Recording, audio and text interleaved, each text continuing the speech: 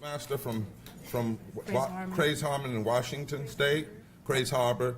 Shawana Foster, would you come on up? Callie Greer, I want y'all to come to stand together. Winslow Norsey. For the media, it is important that you know we're talking about 40 days of action.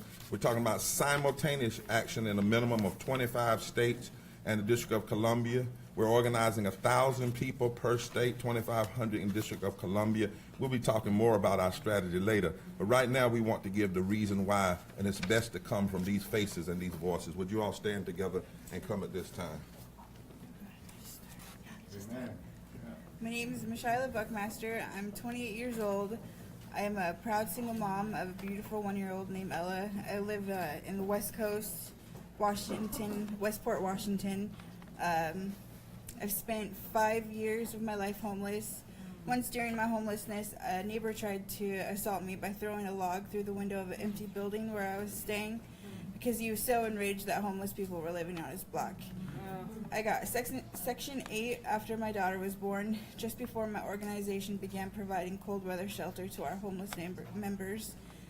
For 110 days last winter, Chaplains on the Harbor hosted 20 people in our church, most of them millennials who caught a record trying to survive in a county with no good jobs, no decent affordable housing, horrible health care, and plenty of heroin. Business and property owners were outraged by our cold weather shelter. Our homeless members were stalked by police. Our pastor was threatened with vigilante violence.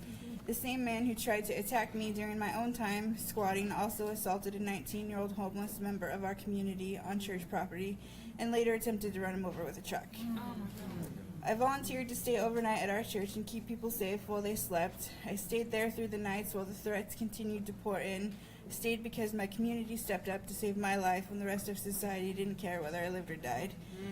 And now it's my turn to protect my community. I'm joining the Poor People campaign because I need a movement that's as tough as I am. Poor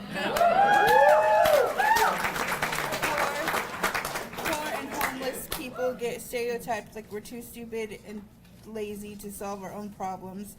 I wasn't homeless because I was stupid and lazy. I was homeless because our country has no problem with pregnant mothers being homeless in the dead of winter, while just 2 hours away in Seattle, the CEO of Microsoft and Amazon have made themselves the richest individuals on the planet. That's right. Tell me who's messed up in that situation.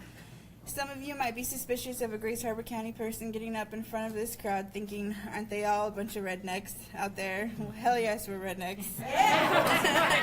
We're radical rednecks. We're hillbillies for the liberation of all people. We're the living reminder that when they threw out their white trash, they didn't burn it. We're here to stand shoulder to shoulder with anybody taking up this campaign, and trust me, we are the kind of scrap you want on your side in a fight.